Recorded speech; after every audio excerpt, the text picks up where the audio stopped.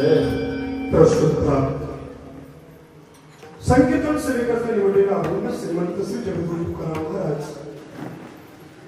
यांच्या गाथ्यातील 4 चरणाचा नामक प्रकरणातील अभंग सेवेकरता निवडले.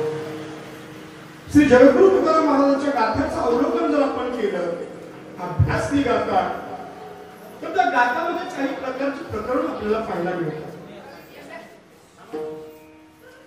सर्वसामान्यपणे प्रकरण कोणाला माहित पडतात? गाथ्यामधली प्रकरण कोणाला माहित पडतात? जे प्रामुख्याने गाथ्याचा अभ्यास करतात त्यांना गाथ्याची प्रकरण माहित पडतात. आम्हा सर्वसामान्य लोकांना बुवा 2-3च प्रकरण माहिती आहे, तिसरं प्रकरण काही आम्हाला माहित नाही. लेच चाहता आम्हाला खेडेगावातल्या लोकांना एक बँकेचं प्रकरण आणि दुसरं सोसायटीचं प्रकरण, तिसरं आम्हाला प्रकरण काय आम्ही तिसऱ्या प्रकरणामध्ये नसतो. शोकांतिका जी गाथा इथं तयार झाली, जी ज्ञानेश्वरी इथं तयार झाली, ते संत वाङ्मय इथं तयार झालं आणि तेच संत वाङ्मय परदेशामध्ये पोचलं. हे संत वाङ्मय महाराष्ट्रीयांच्या घरामध्ये असू नये ही सगळ्यात मोठी शोकांतिका. ज्ञानेश्वरी पाहिली की ज्या ज्ञानोबरायांनी वयाच्या 16व्या वर्षी ज्ञानेश्वरी सारखा ग्रंथ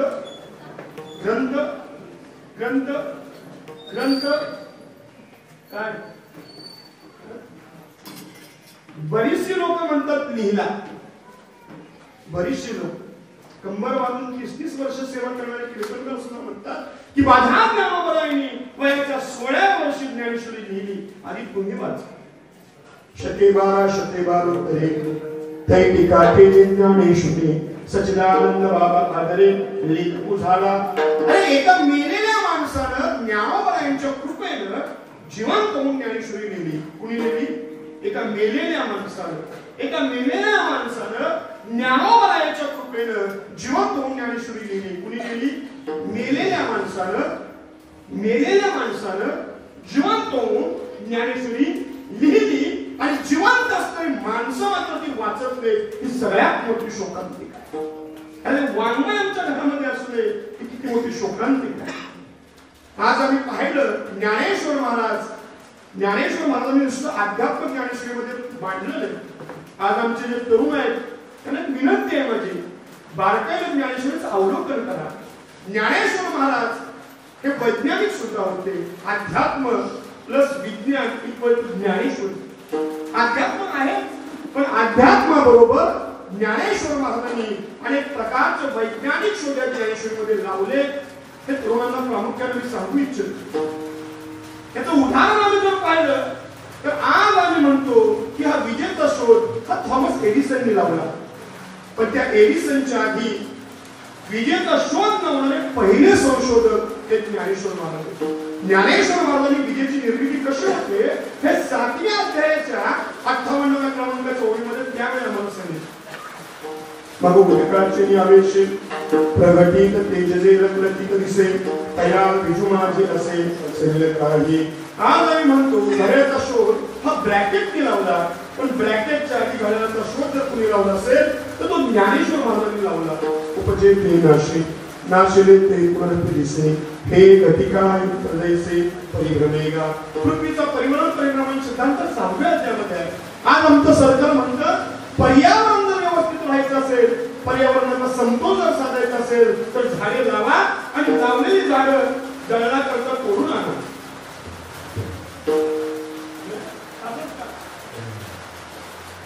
झाडे लावा आणि झाडे जगवा ही संकल्पना आता आमचं सरकार म्हणते.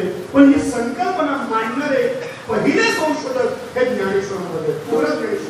ज्ञानेश्वरीच्या 14व्या अध्यायाच्या 233व्या क्रमांकाच्या ओळीमध्ये ज्ञानोबरायांनी त्यावेळी सांगितलं. नगरी चिरचावी जलाशय निर्मावी महाबली लावावी नाना अनेक प्रकारचे सिद्धांत हे माऊलींनी लावलेले आहेत. पण ते ग्रंथ आमच्या घरामध्ये असूनही सगळ्यात मोठी शोकांतिका आहे. महाराज वर्णन करतात अरे बंगला किती लाखाचा बांधला, घर किती मोठं बांधलं, किती करोडोचं बांधलं, त्याला किंमत नाही. 2 कोटीचं घर बांधलं, पण त्या 2 कोटीच्या घरामध्ये संत विचारानुसार काही गोष्टी नसतील तर संत त्याला घर म्हणायला तयार होतो. 2 कोटीचा बंगला बांधला, पण त्या बंगल्यासमोर तुळशीवृंद म्हणत असेल, ज्या घरामध्ये ज्ञानोबांची ज्ञानेश्वरी नसेल, ज्या घरामध्ये जगद्गुरु तुकाराम महाराजांचा गाथा नसेल, ज्या घरामध्ये श्रीमद भगवद्गीता नसेल, त्याला घर समजायचं नाही. त्याला घर समजू नये. मग त्याला काय समजावं? बोला, काय समजावं? जाते स्मशान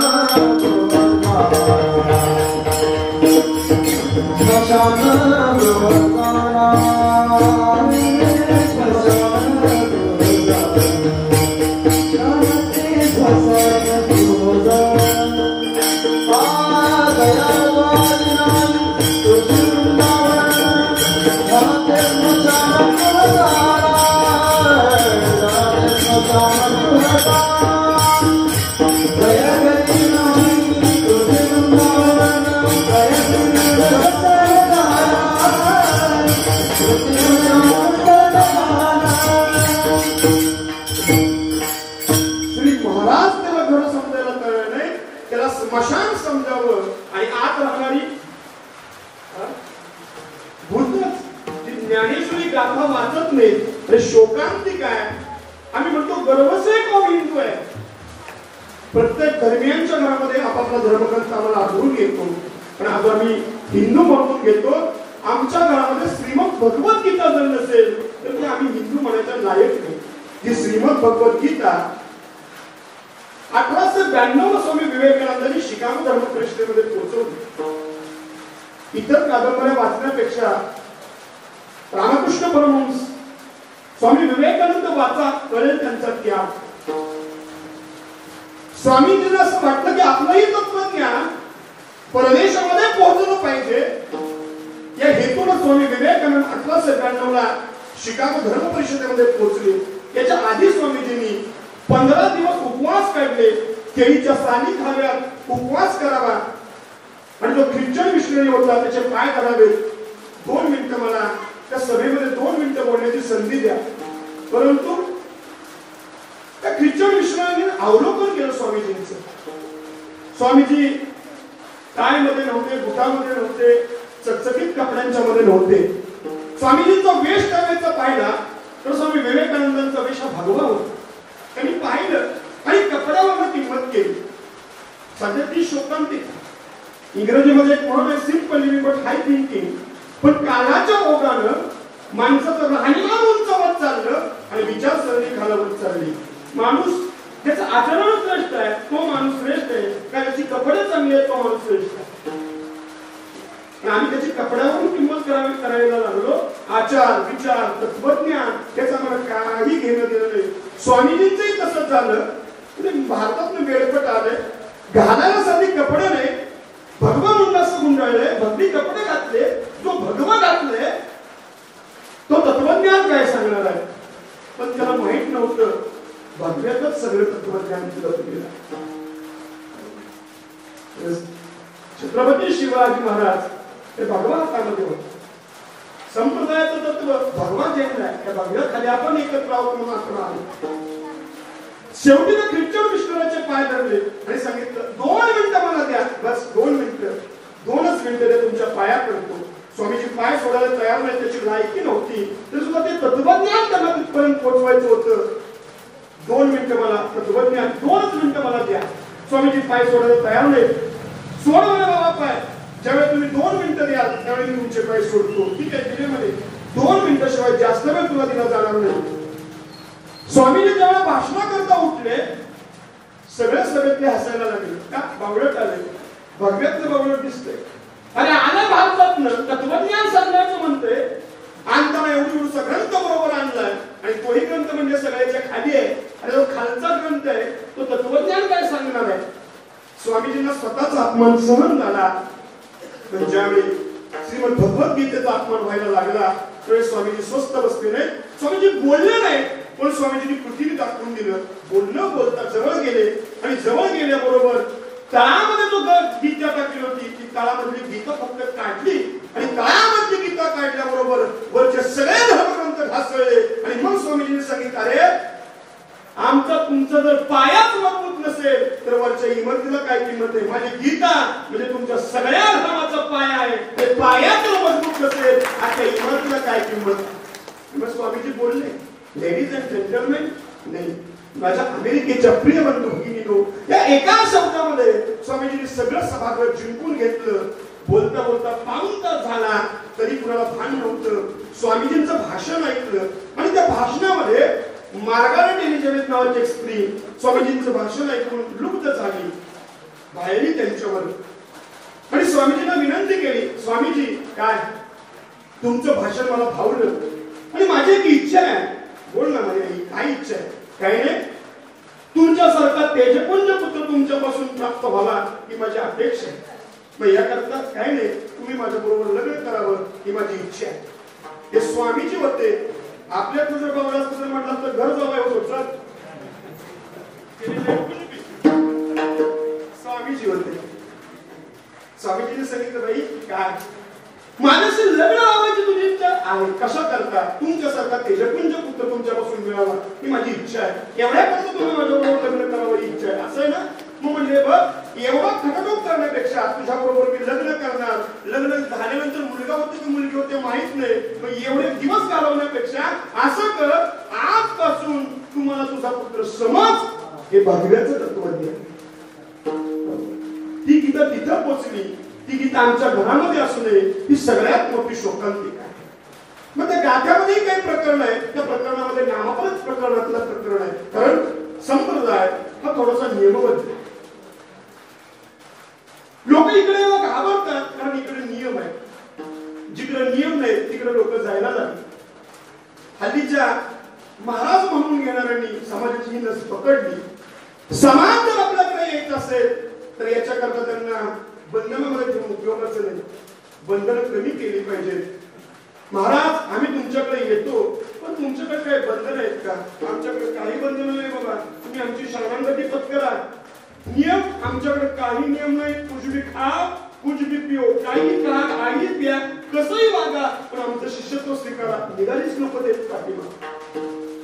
कारण जिकडे नियम आहे तिकडे बंधन आहे आणि जिकडे नियम नाही तिकडे अधोगती निश्चित आहे. मात्र वर्णन करताना करतात रस्त्याने ग्रस्त निघाला. जास्त असताना दिवस मावळला. अनेक सद्ग्रस्त बसले होते. त्यांनी मनामध्ये विचार केला, हा निघाला रस्त्याला पण हा रस्ता त्याला माहितीचा नाही, ओळखीचा नाही. पुढे मोठा खड्डा आहे. त्याला सांगितलं, बाबा काय पुढे जाऊ नकोस, अंधारा पडलेला आहे. पुढे भला मोठा खड्डा आहे रस्त्यामध्ये, पळशील तू. म्हणा तुला काय करायचंय. अशी काही लोक अडकत असते. आमचं आम्ही लोक तुला काय करायचं. चालता चालता चालता पुढे गेलं. चालता चालता चालता चालता पुढे गेलं. खड्ड्यामध्ये पडलं आणि सांगणाऱ्याच्या हातपाय मोडले. ज्याने सांगितलं होतं जाऊ नकोस त्याचे हातपाय मोडले. काय का काय का हातपाय सांगणाऱ्याचे नाही करायचे मोडले. संतही तसं सांगतात आणि कलियुगामध्ये अनेक प्रकारचे बंधू तयार झाले. ऐसे कैसे झाले बंधू कर्म करून निवडती साधू अंगाल लावून यारा डोळे झाकून करते पा धावणे वैराग्याची कळा भोगे विषयांचा सोहळा तुका म्हणे सांगू किती जळतयांची संगती. एवढे दिवस झाले पण अजून आम्हाला कळलं नाही कुणाच्या पाठीमागे जावं. हे कळलं बरं का. आणि ज्याला कळलं त्याचा उद्धार झाला. कळलं ना कुणाला. माणूस सोडून द्या, माणसाला हे कळलं ना. कळलं कुणाला. रेड्याला कळलं ना. ज्या रेड्याच्या मस्तकावर ज्ञानेश्वर महाराजांनी हात ठेवला त्याला ज्ञान झालं. म्हणून त्या रेड्याला वाटलं ज्यांच्यामुळे आपल्याला ज्ञान झालं, ज्यांच्यामुळे आपला उद्धार आहे त्याच्या पाठीमागे जावं. आणि तो पाठीमागे निघाला. कोण. रेडा. कुणाच्या. माऊलींच्या पाठीमागे गेला. कोण. रेडा. कुणाच्या मागे गेला. माऊलींच्या मागे गेला. कोण. रेडा. म्हणजे कुणाच्या मागे जावं हे कळलं. कुणाला.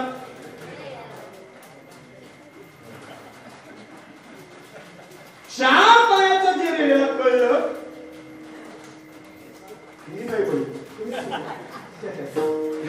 अजून आम्हाला समजत नाही. शोकांती गेलं ना. आले पाटील आल्याबरोबर ज्ञानोबाई निवृत्तीनाथांचा संवाद चालू झाला. निवृत्तीनाथांचे डोळे भरून आले. विचारलं, दादा डोळे का भरतेस. ज्ञाना अरे जो रेडा पाठीपाठी आपली आलाय ना त्याला पुढे आता जाणं शक्य नाही घेऊन, कारण त्याचं इथपर्यंत आयुष्य होतं. आपल्याला इथंच त्याला समाधी द्यावी लागेल. ज्ञानोबांची डोळे भरून आले आणि ज्ञानोबांच्या निवृत्तीनाथांचा संवाद ऐकल्याबरोबर ते कळलं कुणाला, रेड्याला. आणि रेडा सुद्धा रडायला लागला. ज्ञानोबांनी पाहिलं विचारलं, काय रे बाबा तू रडतोयस, तुला समाधी नको आहे का? ज्ञानोबाने मला समाधी पाहिजे होती, पण ज्या ठिकाणी तुम्ही समाधी घेणार होता, ज्या आळंदीमध्ये समाधी घेणार होता, तुमच्या समोर मला समाधी मिळाली अशी माझी इच्छा होती. हरकत नाही, मी भाग्यवान आहे. नाही तुमच्या इथं समाधी मिळेल, पण तुमच्या हाताने मला समाधी मिळेल एवढं भाग्य माझं आहे.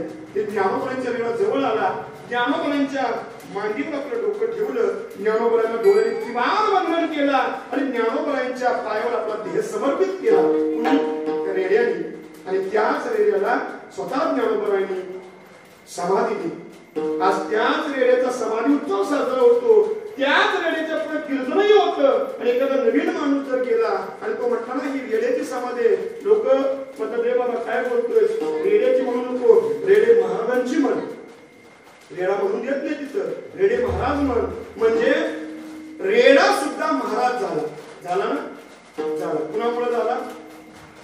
कुणामुळे झाला? असणारा निर्बुद्ध रेडा होता. फक्त त्या आधी होता कसा? निर्बुद्ध होता. कोण? रेडा. पण तो रेडा महाराज झाला. कुणामुळं? कृपादान केले सती कल्पते सरेना, कल्पते सरेना, कल्पते सरेना. कृपादान केले सती कल्पते सरेना, कल्पते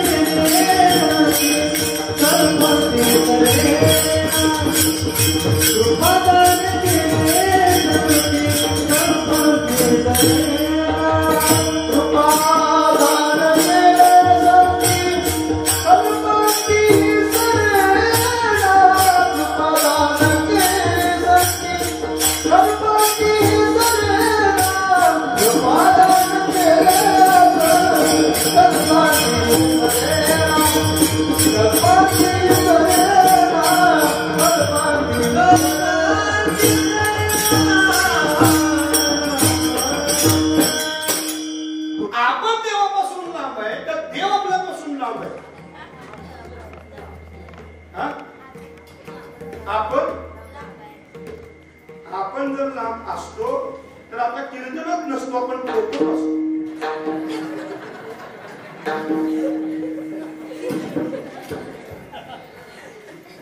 ज्ञानोबांचं प्रमाण आहे.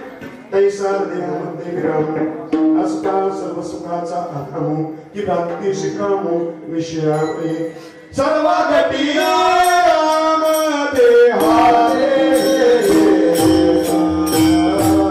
सर्व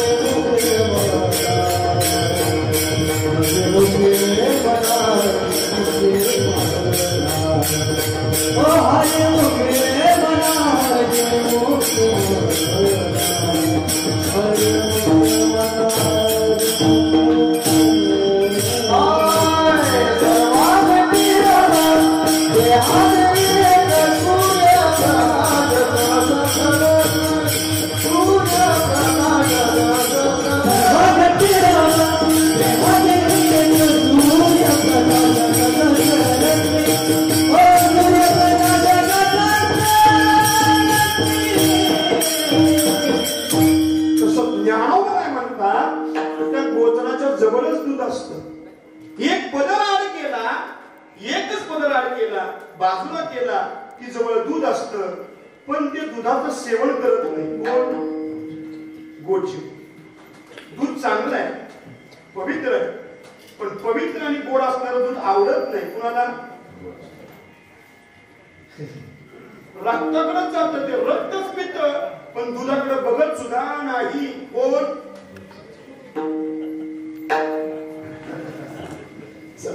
पाहे पादुत पवित्रानी गोड, पासे त्वचेच्या पदराआड, परिते आमेरुनी गोचीर, अशुद्ध गायन सेविती.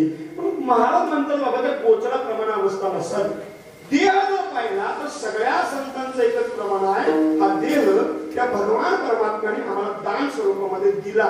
दिला शब्द देवे दिला, देह भोजना पशना गोमता किंवा दिलींद्रिय हात पाय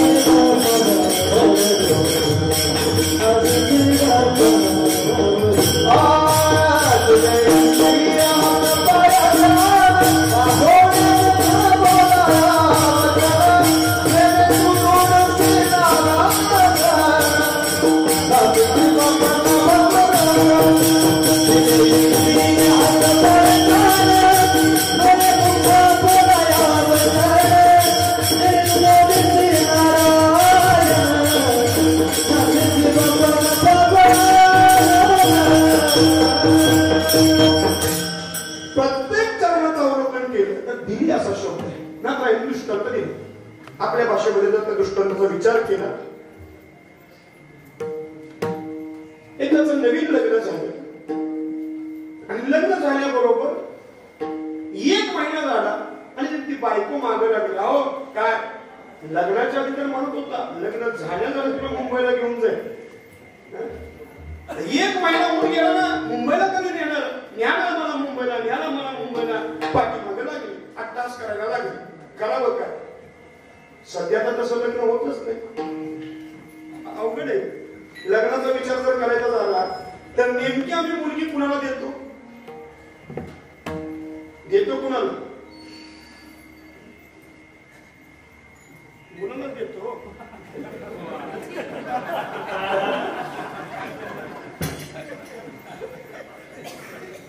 आम्ही विचार करताना काय करतो? मुलाचा 1-2 कोटीचा बंगला आहे का? बसण्याकरता ब्रिजा, फॉर्च्युनर वगैरे गाडी आहे का? मुलाला 1 लाखाचं पॅकेज आहे का महिन्याचं? 1 लाखाचं पॅकेज घेणारा घेतो का? त्याचा विचार आम्ही करत नाही. सध्या शोकांतिक आहे. 20 एकर जमीन असेल तर त्या जमीनवाल्याला आम्ही मुलीच देत नाही. शेतकरी नको आम्हाला. या उपरांत 10,000 पगार असेल आणि तो निर्व्यसनी असेल, एखादं छोटस घर, चांगलं घर असेल तर शक्यतो आम्ही आमची मुलगी तिथे दे. एखादा म्हटलं ना रे पोरग चांगलं आहे असू दे पण निर्व्यसनी देऊन टाक ना तुझी मुलगी. तो म्हणतो 10,000 रुपये पगार आणि त्याला माझी मुलगी द्यायची. 1 लाख घेणारा व्यसनी असेल तर तो 2 कोटीचा बंगला कधी विकेल आणि कधी भीक मागेल हे सांगता येत नाही. या उपरांत 10,000 कमवू दे, पण जर निर्व्यसनी असेल तर तो 2 कोटीचा बंगला कधी बांधेल हे सांगता येत नाही. विचार करून आपली मुलगी द्यावी. 1-2 कोटीच्या बंगल्यामध्ये पण रोज जर तो व्यसनी असेल, पिऊन येत असेल, मुलीला मारझोड करत असेल तर कितीही सुखी मुलगी असू द्या तर ती सुखी राहू शकत नाही. या उपरांत 15,000 घेणारा असू दे, निर्व्यसनी जर असेल तर ती मुलगी निश्चिंतपणे समाधानी राहू शकते. तो म्हणे बाई थांब लागत नको मागे लागूस जरा, आता बघावं लागेल. मुंबईला जातोय ना, मग मुंबईला स्वतःचा जर फ्लॅट नसेल तर मग त्याला घ्यावा लागतो फ्लॅट. कुणाचा?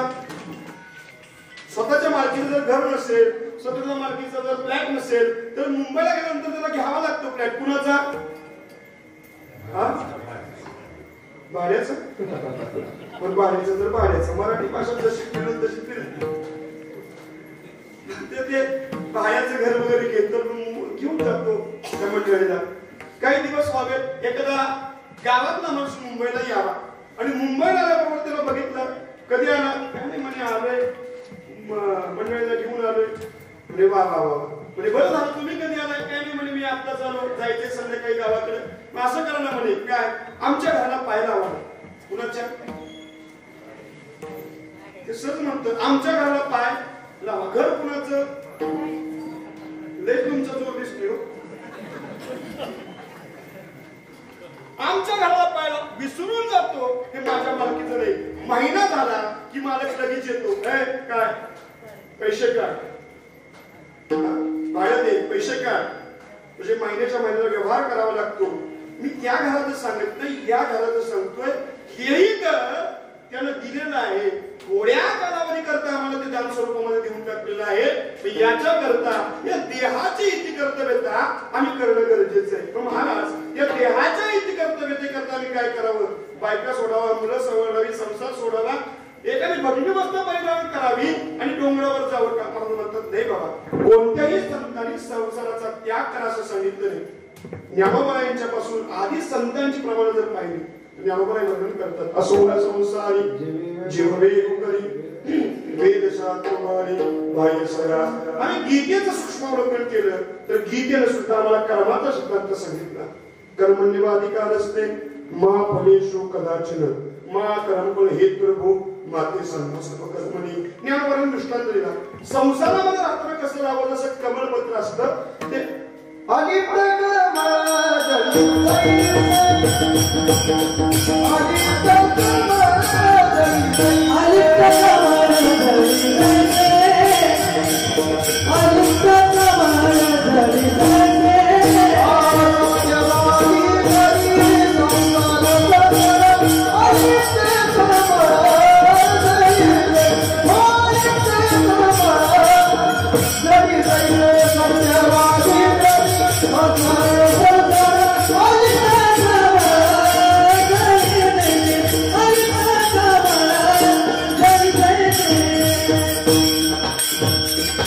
काय काम असतं? सकाळपासून संध्याकाळपर्यंत ओझी वाहणं हे एकमेव काम असतं. कुणाचं? त्या गाढवाचं. असं कधी झालं का? रस्त्यावर ते गाढव निघालं, त्याला कीर्तनाचा आवाज ऐकला आणि त्यानं विचार केला, अर्धा आयुष्यातलं फुकट केलंय, पण आपण कधी गेलो नाही कीर्तनामध्ये, जावं आणि बसावं असा विचार केला. कीर्तनामध्ये बसलं, 2 तास कीर्तन ऐकलं. कुणी? आवडत नाही त्याला कीर्तन, आवडत नाही कुणाला. कधीच ते कीर्तनामध्ये येऊन बसत नाही. कोण?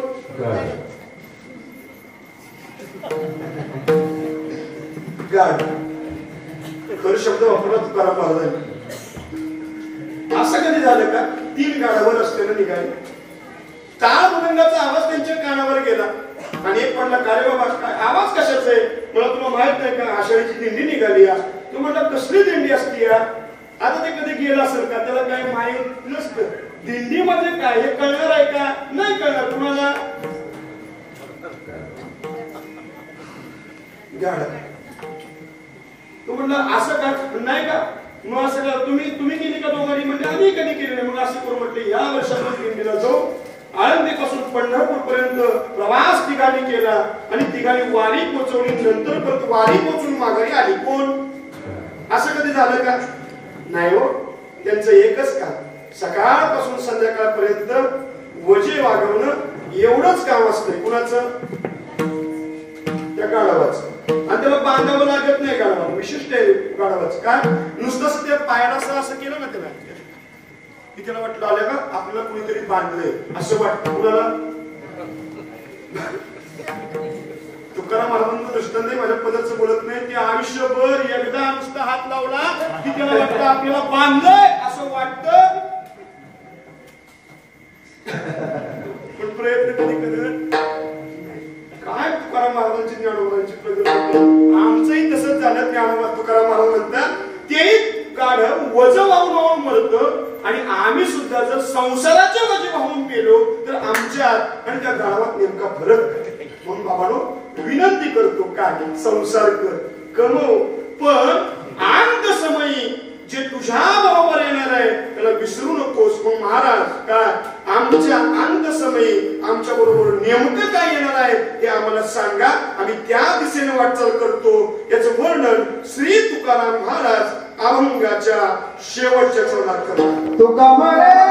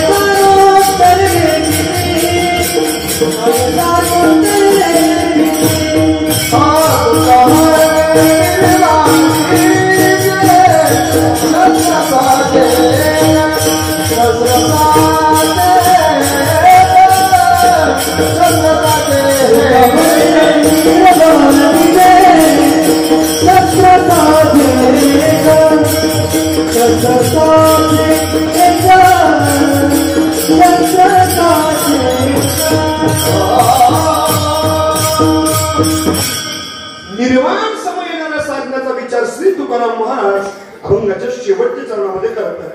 काही लोकांना बरं वाटलं असेल अभंगाचं शेवटचं चरण आलं म्हणजे कीर्तन संपलं असेल आपण प्रवेश करताना खालवर करतोय. तुका म्हणे निर्वाणची शस्त्र साचे हे एक निर्वाण समयी अंत समयी संसारातलं कोणतंही साधन आपल्या बरोबर येत नाही. एक सुभाषितकार सुंदर वर्णन करतो.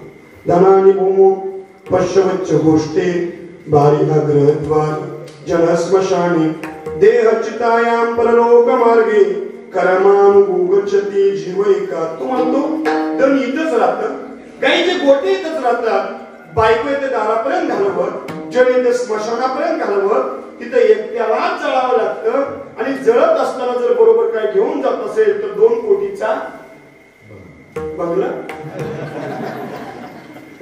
लोक म्हणतात बुवा 2 कोटीचा बंगला आपला आहे आपलं बाथरूम पाहिलं का फार किमतीचं आहे आपल्या अंघोळ तिथंच असते. पलंग पाहिलं का जवळजवळ 70,000चा पलंग आहे आपल्या एकट्याशिवाय कोण झोपत नाही आपल्याकरता चांगला आहे पोरांनी. गादीची किंमत किती असेल 50,000ची गादी आपल्या एकट्या करता. बेडशीट पाहिलं 5,000चे उशी पाहिली 2,000चे. पण मला सांगा शेवटच्या आंघोळ कुठं असते 2 कोटीच्या भावकी ओढून बाहेर काढत.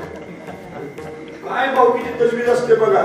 एखादं पोरग जर लांब असेल तर ती बाजूमध्ये उचला उचला 12 वाजल्या कधी घ्यायचं आपण ती पोरग यायचंय येईल तिसऱ्याला उचला काढा काढा म्हणते हात काढा उडी मार काढा काढा म्हणते हात काढा उडी मार काढा काढा म्हणते हात काढा उडी मार काढा काढा म्हणते हात काढा उडी मार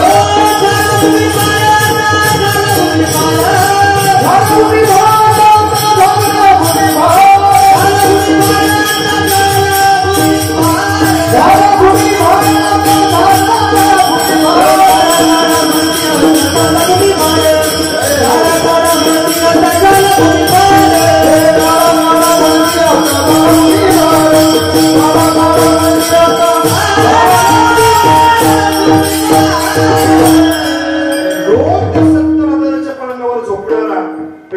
मुलं म्हणतात का आमच्या बापाला त्या पलंगाशिवाय झोप लागत नव्हती, 70,000चा पलंग आमच्या बापा संगच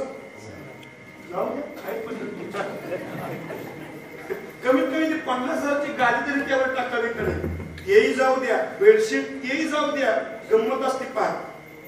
एखादा भावकीतला जर चांगली उशी आणायला गेला, चांगली पेताखाली, तर दुसरा म्हणतो काय वेळबीड लागलाय का तुला, काय अरे पेताखाली चांगली उशी, मग मळकी घे, फाटकी घे, चांगली सुद्धा उशी बरोबर ती देत नाही का. मग मला सांगा, तो सुभाषितकार म्हणतो बरोबर जर काय जात असेल, कर्मानु गोगच्छती जीवैका, याचं विश्लेषण ज्ञानोबांनी केलं. अनाकर्मी जे उरावे ते सुखदुःखी पाळायावे, तया ते भोगावया यावे देहायका. निर्वाण समयी यात तुमच्या बरोबर काही येणार नाही. तुका म्हणे निर्वाणीचे शस्त्रसाचे हे अंतकाळीचा सोयरा, तुका म्हणे विठुरा, तुका म्हणे विठुरा, तुका म्हणे विठुरा. अंतकाळीचा सोयरा, तुका म्हणे विठुरा, तुका म्हणे विठुरा, तुका म्हणे विठुरा. निर्वाण समय तुमच्या बरोबर येणार एखादं शस्त्र तुमच्या हातामध्ये घ्या. ज्ञानामध्ये वर्णन करतात एखादा क्षत्रिय प्राणांना लढण्याकरता निघालेला आहे, तर लढण्याकरता जात असताना त्याने काय करावं, हातामध्ये शस्त्र घ्यावं आणि लढण्याकरता जावं. तसं या भवसागरातून करण्याकरता, निर्वाण समय करण्याकरता आमच्याही हातात एखादं शस्त्र पाहिजे. कोणत्या शस्त्राचा विचार श्री तुकाराम महाराज करतात, जे नामरूपी शस्त्र आहे, हे नामरूपी शस्त्र तुम्ही हातामध्ये धरा. हे शस्त्र कसं आहे, शस्त्र साचे म्हणजे खरं आहे. शस्त्र साचे हे एकाचा विचार तुकाराम महाराजांनी केला. तर तुकाराम महाराजांची प्रमाण पाहिली एका नामावरची, तर एक गाव मम्मी विठोबाचे नाम आणि का पेकाम नाही आता, एक तत्व नाम दृढ म्हणा हरिशी करुणा, एक नाम हरी द्वैत नाम मधुरी अद्वैत कुसरी. अनेक प्रकारचा विचार करता येईल. एक दृष्टांत देतो पुढे चलतो.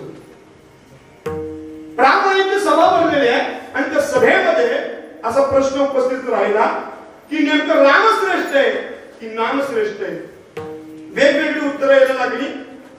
निकाल देण्याचं काम नारदांच्याकडे आलं. नारदा तुम्ही सांगावं नामश्रेष्ठ आहे की रामश्रेष्ठ आहे. म्हणजे काही दिवसाचा मला कालावधी द्या, मी तुम्हाला सांगतो. काही दिवस होऊन गेले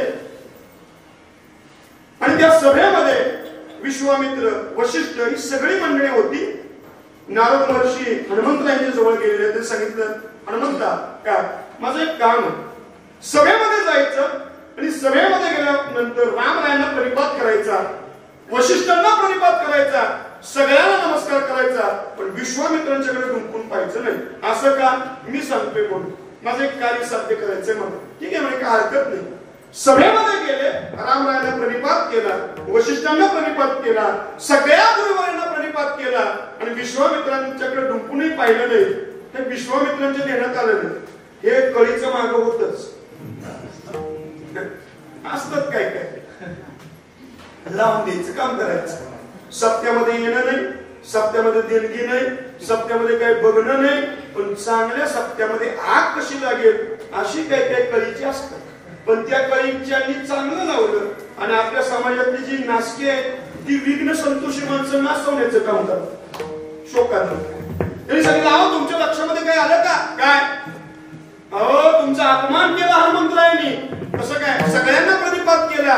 तुम्ही बघितलं बघा तुमच्याकडे पाहिलं सुद्धा नाही, अपमान केला. आणि तेवढंच पटलं विश्वामित्रांना. विश्वामित्र रामकुंड झाले, रामा तुझ्या सभेमध्ये माझा अपमान झाला. रामाची काही लक्षात ये ना, म्हणजे कुणी तुमचा अपमान केला, जरी तुमचा अपमान केला असेल त्याला उद्याचा सूर्योदय बघून देत नाही.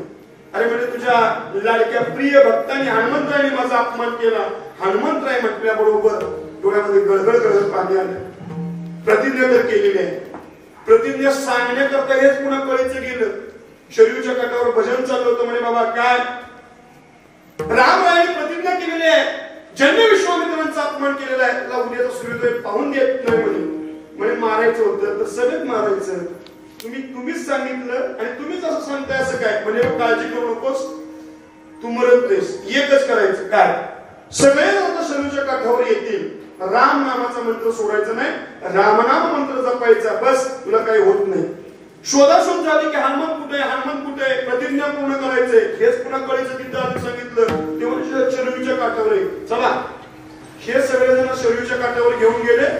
रामरायांनी हनुमंतरायांच्याकडे पाहिलं आणि हनुमंतरायांच्याकडे पाहिल्याबरोबर डोळ्यामध्ये पाणी आलं. का? अरे ज्या भक्तांनी कधी आपलं नाम सोडलं नाही, ज्या भक्तांनी कधी आपली सेवा सोडली नाही, त्याच्यावर बाण चालवायचा रामरायांनाही नकोसं वाटलं. डोळ्यातून पाणी आलं. विश्वामित्राने सांगितलं प्रतिज्ञा श्रेष्ठ आहे का भक्त श्रेष्ठ आहे? प्रतिज्ञा श्रेष्ठ होती. जो राम बाण कधी वाया जात नव्हता, रामाला माहित होतं की हा बाण कधी वाया जाणार नाही, अंत होणार हनुमंताचं असं वाटलं. तो बाण काढला. परंतु तिकडं जर पाहिलं तर तिकडे एकच भजन चाललं होतं रामनामाचं.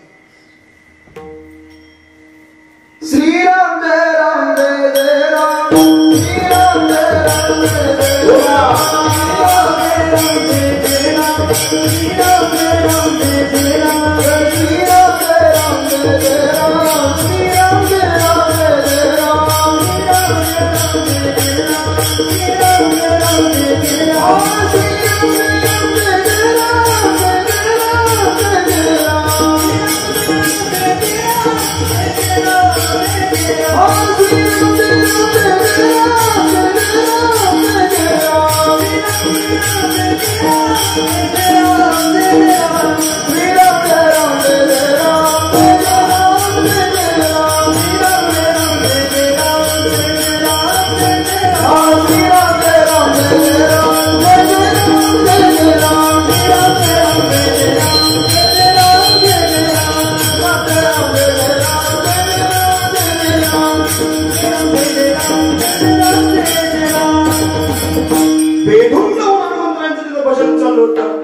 बाण काढला, हनुमंतरायांच्यावर सोडला.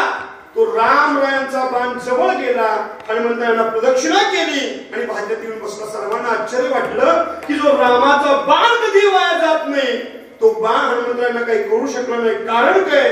तेव्हा नारद महर्षी पुढे सांगितलं, बाबांनो, एक वेळ निर्वाण समयी राम वाचू शकत नाही, पण निर्वाण समयी रामाचं नाम मात्र वाचवल्याशिवाय राहू शकत नाही. हे शस्त्र जे आहे त्या शस्त्राचा तुम्ही अवलंब करा. मला आम्हाला समजलं की निर्वाण समयी हे रामनाम किंवा नामासारखं श्रेष्ठ शस्त्र हातात असावं. पण महाराज आमची एक शंका आहे, हे नाम जर पाहिलं, या नामाला कोणत्या प्रकारचं सायास करावे लागतात का? याचं उत्तर श्री तुकाराम महाराजांनी अभंगाच्या तृतीय चरणामध्ये दिलं. सायासाच नाही काम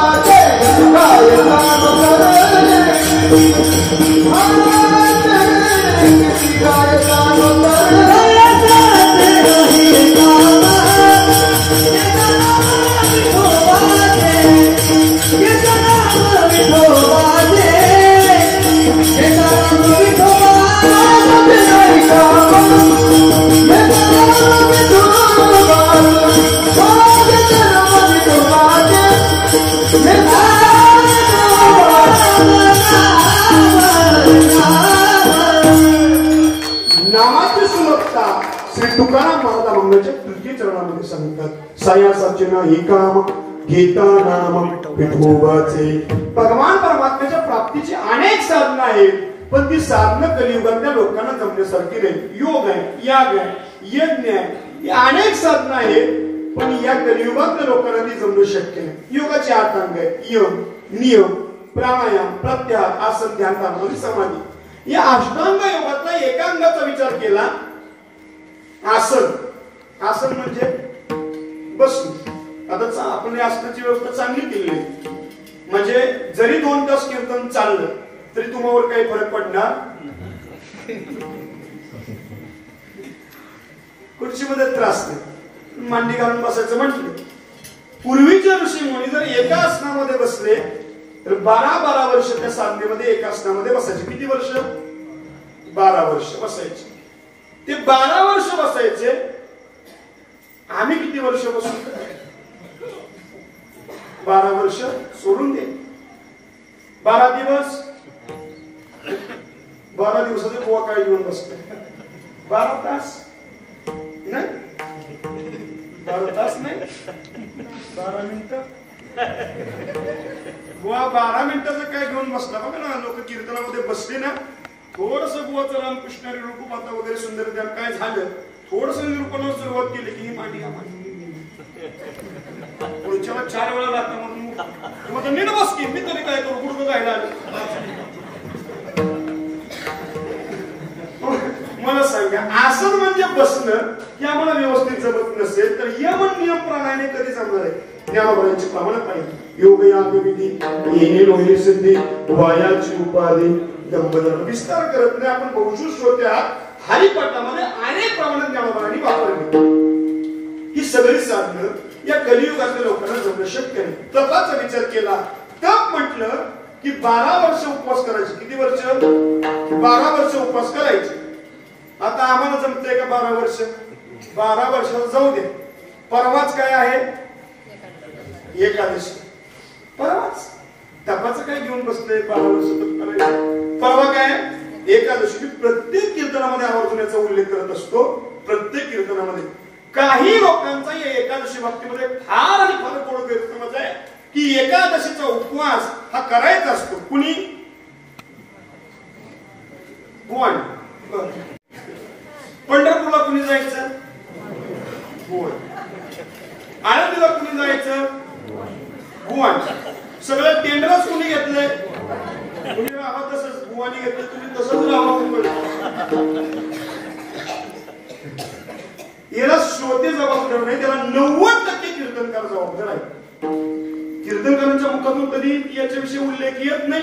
त्यामुळे एक लोकांचा गोड गैरसमज आहे, बुवा एकादश एकादश बुवा.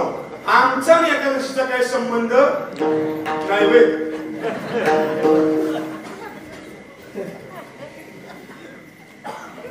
पंढरपूर क्षेत्रामध्ये असं 2 एकादशी येतात बघा. मी नेहमी सांगतो 2 एकादशी आल्या तर नेमकी खरी एकादशी ठरायची कशी, म्हणजे कोणती एकादशी 2 एकादशी पैकी प्रश्न निर्माण व्हायचा. मग पंढरपूर क्षेत्रामध्ये ठाकूरबुवा होते. तर ठाकूरबुवांचं एक घोडं होतं. ते घोडं वाळवंटामध्ये आणलं जायचं. सगळे फडकरी त्याच्या भोवती जमा व्हायचे. एकादशी ठरवायची कशी? चारा आणला जायचा आणि तो चारा घोड्यापुढे टाकला जायचा. घोड्याने जर चारा खाल्ला तर एकादशी उद्याची, आणि घोड्याने जर चाराला तोंड लावलं नाही तर एकादशी आजची. हे ठरायचं कशावरून? घोड्यावरून. म्हणजे एकादशीचा उपवास करावा हे कळलं कुणाला?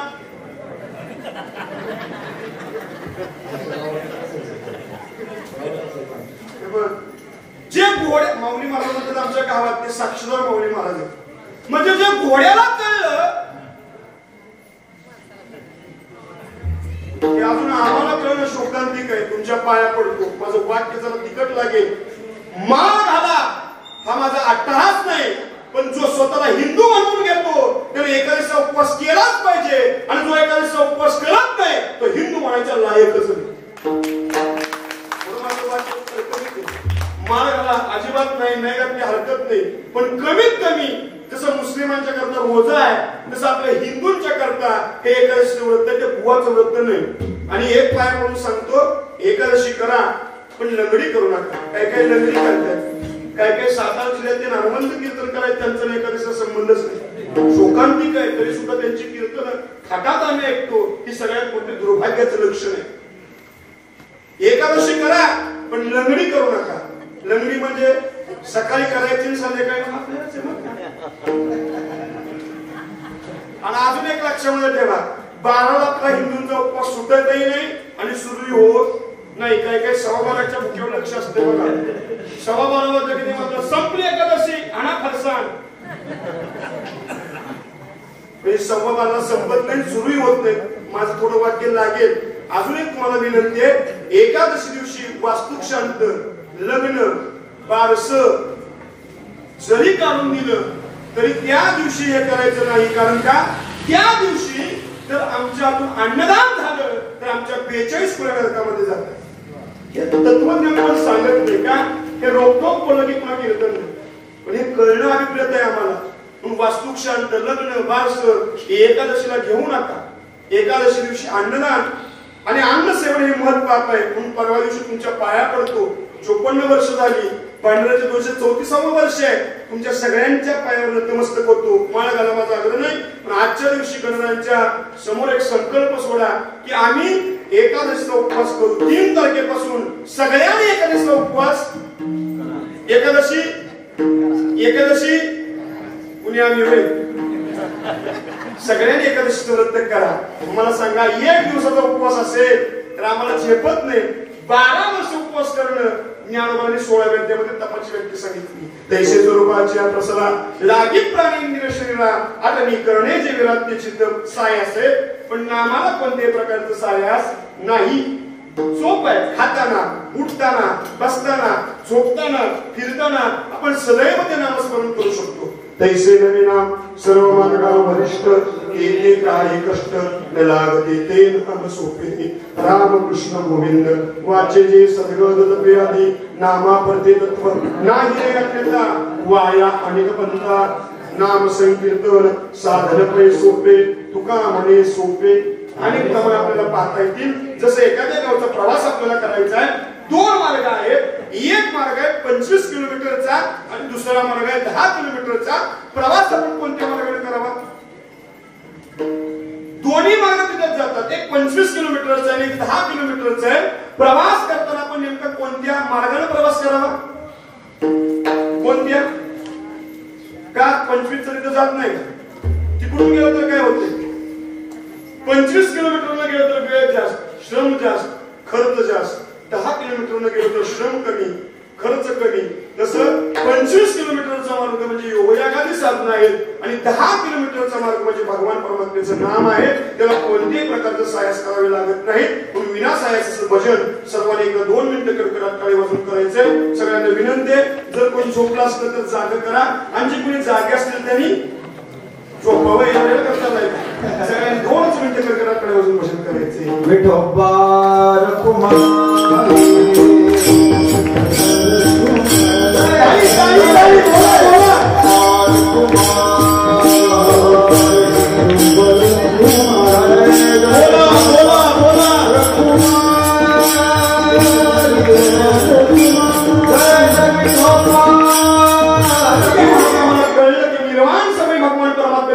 शस्त्र आपल्या हातामध्ये असावं. ते शस्त्र जे आहे, ते नाव जे आहे ते अत्यंत सोपं आहे आम्हाला कळलं. पण जे नाम ज्यांनी धारण केलं त्या नामामुळे कोणाचा उद्धार झाला का हे आम्हाला सांगायचं. म्हणून माझा भंगाची द्वितीय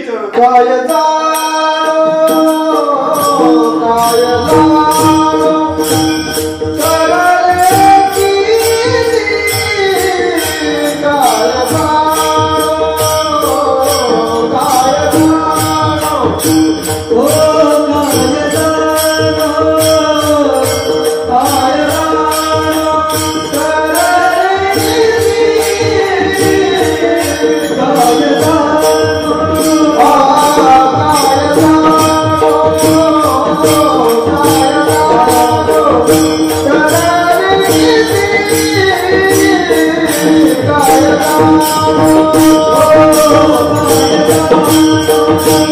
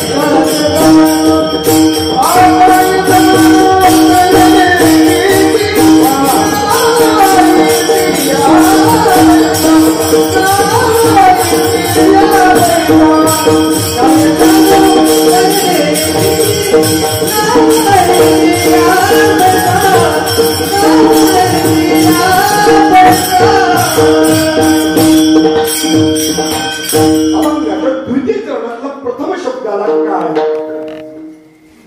श्री महाराजांच्या गाथ्यामध्ये अनेक प्रकारे काय शब्दाला संतांचं वर्णन करताना काय सांगू आता संतांचे उपकार मज निरंतर जागृती काय देऊ यासी व्हावे उतराई ठेवी पायी झेप तोडा काय वाणू आता न पुरे ही वाणी मस्तक चरणी ठेवी तसे इथं शब्दाला काय शब्दानं आश्चर्य प्रतिपादित केलं जातं अनेक ठिकाणी काय शब्द आला इथं शब्दाला काय नामोतरले किती नाम ऐती या बैसा जसं विठ्ठल नामाचं महत्व प्रतिपादित करताना महाराजांचं एक अभंग आहे काय मोहे केले एका चिंतिता विठ्ठले दोन भावंड असावीत अगदी फार एकमेकांच्यावर प्रेम पण भांडणं व्हावी त्यावेळेस तो थोरला म्हणतो धाकट्याला अरे मी तुझ्या करता काय काय केलं नाही म्हणजे सगळं काही मी तुझ्या करता केलं तसं काय जाणव तरले किती अरे कितीतरी या नामावर तरले गेले तरती हा बरवसा नामधारकाचा कसा नामे चितारले कोट्यानुकोटी नामेची वैकुंठी वर्षवले विस्तार करत नाही अरे वाल्या कोळ्यासारखा महापापी या नामावर तरला गेला पिंगळा नावाची वेश्या एक साधूने पाहिलं गडगडात चाललाय विजयांचा पाऊस चाललाय माझं काय होईल ते होईल पण माझ्या पोपटाचा हाल झाला नाही पाहिजे तरी तो पोपट घेतला तुला दिसतंय का काय बघितलं आणि एका वाड्यातला प्रकाश त्यांना दिसला दार ठोठवलं आणि दार उघडल्याबरोबर विचारलं म्हटले महाराज आपण आणि माझ्या घरी मी माहित आहे का कोण आहे मी धनिक आहे निश्चय आणि तुम्ही आई चार जण तू विचार करते त्या अर्थाने मी आलो नाही मग कशा करता आला हे मी म्हणे हा पोपट आहे माझा बाहेर वादळ सुटलंय पाऊस येतोय याचे हाल होऊ नये याची काळजी घे याचं नाव राघोबा आहे सांगितलं आणि निघून गेले त्या राघोबाचं एवढं चिंतन खाताना उठताना बसताना राघोबा राघोबा राघोबा राघोबा करता करता ती वेश्या गेली आणि त्या पिंगला वेशीचा सुद्धा उद्धार या नामामुळे झाला असे अनेक पापी या नामामुळे तरले गेले म्हणून काय जाणव तरले किती मला म्हणतात तुम्ही काय करा जसं नदीच्या पलीकडे तीरावर जाण्याकरता नाव असते नावेमध्ये बसतो आणि आपण पलीकडच्या तीरावर जातो तसं आम्ही तुमच्या करता ही नामरूपी नौका तयार केलेली आहे तुम्ही नामरूपी नौकेमध्ये बसायचं आणि भवसागराच्या पलीकडच्या तीरावर जायचं म्हणून काय जाणं उतरलंय किती नाम ऐतिया वैसा मला आम्हाला कळलं पण हे नाम घेत असताना आम्ही कोणत्या पद्धतीचा अवलंब करावा ती पद्धत श्री तुकाराम महाराज अभंगाच्या प्रथम चरणात Oh,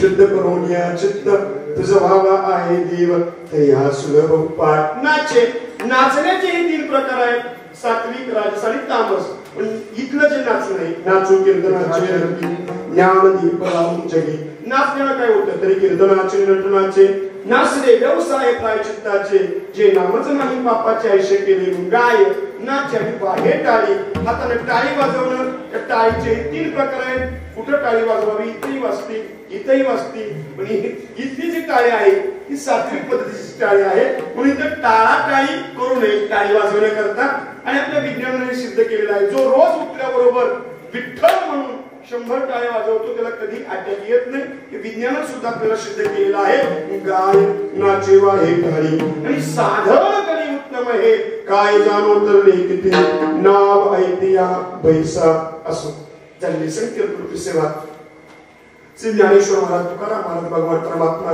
श्री पंढरनाथ रुक्मिणी गणरायांच्या चरणावर तथा माझे श्री गुरु या भागचे आद्य कीर्तनकार वैकुंठ सरवरीची संतना निगडीकर यांच्या चरणाविंदावर समर्पित केलं करतो तुमचाच आहे आणि तुमच्या पुढे बोलण्याचा फक्त प्रयत्न केलेला आहे इवलेसे लोक लागेले द्वारी आणि त्याचा मेलोडीला गगनावरील लहान असताना मी पाहिलंय की ही जुनी जी मंडळी होती परमश्रद्धेय वैकुंठवासी आनंदराव गुरुजी असतील म्हणून असतील शामराव अण्णा असतील इंगळे अण्णा असतील इंगळे अण्णा असतील जुनी मंडळी या मंडळीने फार आणि फार कष्ट या पारायणाकरता केलं मंदिरामध्ये कीर्तन असायचे पण आता फार मोठं डेव्हलपिंग या पारायणामध्ये झालेलं आहे फार मोठा उत्कर्ष या पारायण सोहळ्याचा गणेश गणपती बाप्पांच्या आशीर्वादाने झालेला आहे अशीच गणपती बाप्पांची सेवा आपल्यातून घडो ही गणरायाच्या चरणाला विनंती करतो तुम्हा सर्व मंडळींच्या चरणाला नतमस्तक होतो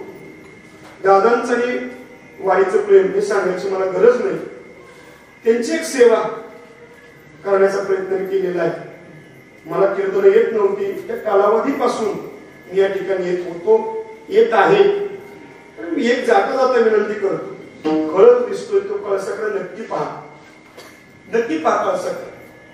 कळस पाहण्यासारखा असतो, परंतु कळस पाहता पाहता कधीतरी पायाच्या दगडाचाही विचार करा.